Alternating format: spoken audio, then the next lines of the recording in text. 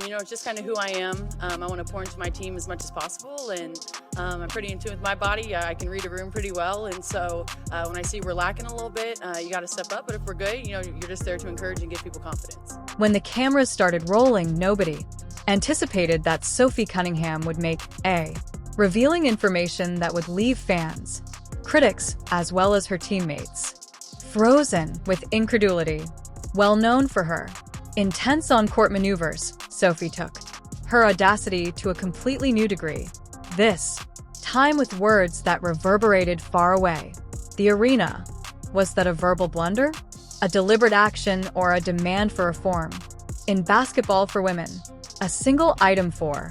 Indeed, what she stated in real life changed everything. What did Sophie disclose then? The force of passion behind the final game, the comeback team. To be honest, it was a blowout, a catastrophe, and a reminder. However, for this group, it wasn't merely a defeat. It was an opportunity to refocus, reset, and come back with more greater urgency than before. As the season hitting its halfway point and gamers, the pressure was on, and I was at last healthy. No more slow starts, no more excuses. And everyone was aware of it, particularly the beginning with 5. When we emerge victorious, right from the start, it shifts everything. That initial hostility sets the tempo, establishes the mood, and sends a message. If we're both locked in and assaulting on the court's two ends, we become almost invincible. The vitality spreads quickly, beginning with the starters assuming command. For Kelsey, for example, she is aware that she must set that spark nobody is hiding from. Accountability no more. Everyone is aware what's involved. However, in the midst of some moments are jolting due to all this intensity. Everyone in attendance, similar as when Sophie struck hard on the floor. The audience fell silent. Coworkers froze. Was she all right? As it happens, that's simply Sophie being herself. In, yes, agony, but laughing it off. That's how she handles things. She was leaving, following a jump ball. Struck a strong post player, among the strongest in the world. And it was really painful, but she shrugged it off without any fuss, grinning and acknowledging her adversary. It wasn't a performance. It was a great deal of grit and sincere respect. However, toughness is more than simply physical. It's sentimental. It's the capacity to locate comedy during the most trying times, to bring levity into the changing area, and to encourage the team despite suffering a setback. Sophie wasn't weak when she laughed. It was disguised strength. And conversing of strength, an uncommon occurrence occurred. That evening, Kelsey, typically composed, reserved, emotionless, and stoic, actual, feeling, and it energized everyone. Observing her in such a loose state, it wasn't only enjoyable, it spread easily. When, the silent ones begin to yell, there's something unique going on. Even although Sophie was taken aback in the best manner, we occasionally need to clasp hands and remind each other that we will overcome it. She said. Additionally, it's the type of relationship, the link that makes this team that is distinct from Sophie's. Had 7 years of experience in the league. A thrill, a chemistry, a closeness. They're not merely having fun, they're playing for one another. When everyone's grinning, when the vitality comes from not only a game, player to player, no longer, it has a rhythm and a force. And when the adversaries witness that happiness, that fire, that unwavering sense of unity, they be aware of what's about to happen. But above and beyond that, what really caught viewers off guard was Sophie made another speech following the game off the court. So what's the speech about? Keep checking back as we discover the words that even she left closest supporters in disbelief. No more justifications. The work of Sophie Cunningham, an outburst on live TV rocks Indiana. Fever. Whenever Sophie Cunningham approaches a microphone or takes the Indiana court, something actual occurs. There's no sugar or spin coating, just the truth. Additionally, recently, the House had been trembling from her remarks at a news conference for the team following yet another heartbreaking defeat. Cunningham didn't hesitate. She glanced at reporters in the eye and openly acknowledged that the erratic play of the Fever is getting old. Thin.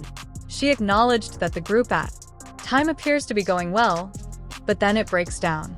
She added, "We have good spurts," but then merely questioned, "Why aren't we being reliable?" It was a brave and reasonable question, broadcast in public. She was explicit. Whether it's cozy or not, it's time to answer. She wasn't merely letting off steam. She was giving a warning. Using the same tone, she echoed what her coach had said. There's an obligation to everyone, even fans, supporting them every night. We must pay them, Cunningham stated, adding a keen observation. We will never do. I'm hoping to shoot 30% again. That's not simply hope. It's difficult. She is aware that the Fever score too many goals. Weaponry to make up for bad shooting. Let's put that in perspective. Nights. The Fever season has been somewhat unpredictable. They beat elite teams one evening, similar to the Liberty. The next time they look slow while facing opponents with lower rankings. In a recent crushing defeat to the Cunningham acknowledged what Valkyries. Others muttered. She had had enough. She called it out. We're becoming low on time, she murmured. And now is the moment to light a fire beneath our asses. They had to get up quickly. Furthermore, she doesn't only. She supports her aggressive talk. In their opening of the preseason with a rising star, with Caitlin Clark gone, Cunningham became the difficulty. She got the clutch spot on. Free throws that changed the outcome of the game.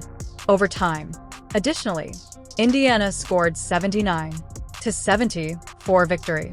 Kelsey Mitchell, her teammate, summed it up quite plainly. Sophie is that person. Cunningham. She is a canine. Stephanie, the coach, White concurred. She is a rival who combines versatility and toughness and a player who will be essential throughout the season. She joined the Fever for the first time in January following a well-known transaction. It was stated simply by Cunningham. She noticed a squad that is about to do something significant. She didn't join the bench to sit on it. She arrived to triumph. Our front desk took action. For a cause. Large names, large expectations. I pondered, hell, we are on the verge of winning a title. Her enthusiasm wasn't just hype, either. It was promise prompted by this. Caitlin's new chapter in Indiana. Clark, as well as veterans Dana Bonner and Howard, Natasha. Her method is simple. Play hard and shout out the truth and demand more of the group. Norm. That flames appeared once more on a fence.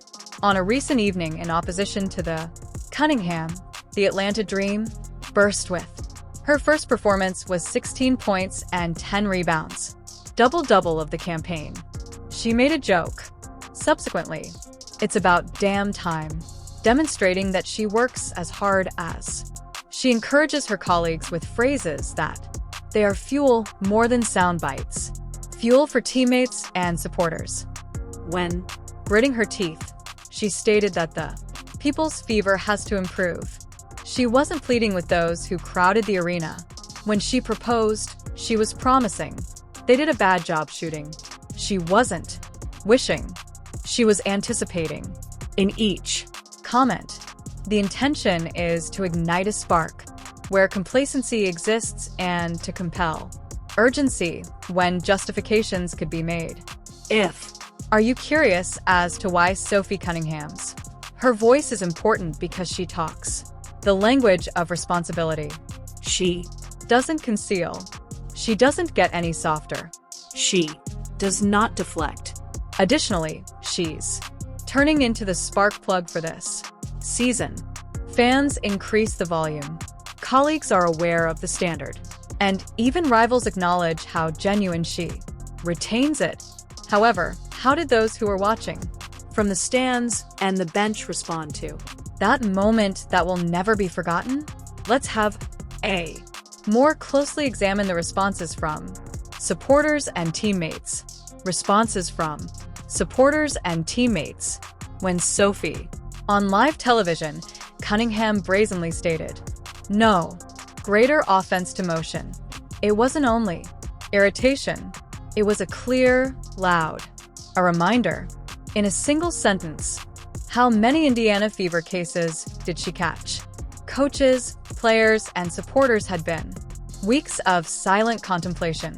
the group had Been playing the same song, caught in a circle, fashion with a hint of glimmer.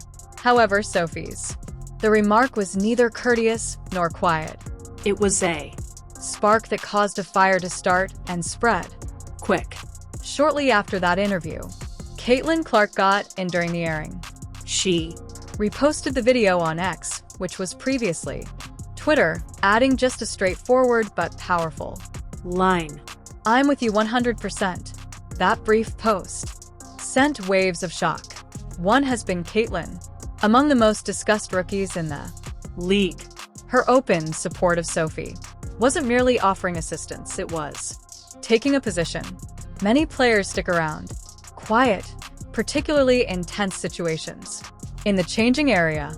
However, Caitlin didn't hold on. She desired for everyone to be aware. She concurred. The team's most important player, Kelsey Mitchell, honored veterans, but also didn't appear too startled. She was seen grinning during Sophie's interview and subsequently revealed, "Reporters, we need that tone. Real-time truth." She regarded it as anything other than drama. To be honest, the team's kindness had been. Sydney was disappeared, but she wasn't by herself. Coulson adopted a lighter tone. She shared a meme of Sophie holding a caption for the microphone. "When the truth becomes too real for coffee in the morning." It was Humorous and encouraging as well. Co-workers were relieved rather than upset. Finally, someone had spoken what had to be said. Be stated. It was adored by fans on Twitter, glowed with admiration. One post said, "She said what everyone has been yelling at." Lastly, another user added, "RTVs. There is no fear in that locker room to speak up." A post on Reddit rose to prominence in the WNBA conversation. bored. Sophie isn't merely expressing her frustration. This is fire. This is leadership. Is the fever at last getting better? Naturally, not everyone was certain that it was the appropriate action. A few individuals cautioned that televising dirty laundry nationwide might backfire, but even detractors concurred. People were chatting about Sophie, and that's something the group had not had in a long time. While The fever has been present for weeks, wandering around the games, and now everybody was listening. Sports media seized the opportunity to call Yahoo Sports. ESPN began a strategic microphone drop, making assumptions about more serious issues between the coaching staff and the players. Employees. Was Sophie acting strangely?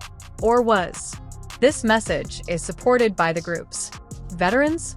It was dissected by talk shows. Theories lighted up debate panels. The Indiana Fever were suddenly the league's most talked about squad, not because to their track record, but due to one unvarnished moment. Additionally, players from other teams also paid attention, praised Sophie's bravery, while some cautioned that making such a statement could lead to issues later on. However, everyone was in agreement about one thing, which made the Fever much more captivating. Additionally, for a squad in dire need of victories, being on its own fascinating was a victory. It all changed in a matter of days. Those viewers who had ceased to watch were tuning in once more. sports demonstrate that Usually, fever highlights are skipped. We're now providing them with complete parts. Even casual fans of the WNBA were inquiring, who is the Sophie girl who made the call? The playbook? Cunningham, Sophie didn't make a statement, please. She might have changed the team's culture. She wasn't attempting to be courteous. She wasn't awaiting a solution from another person. She got up, picked up the microphone, and said what everyone was thinking, regardless of whether it was bold or dangerous. It was strong. And, consequently, without anybody formally announcing it, a change occurred. Sophie began transcending the role of a mere player. She turned into the heartbeat, the giggling through suffering, the unexpected, and the serenity amid chaos. Glue. Sophie Cunningham, is that right? Is taking on a new position? Is she the next real locker room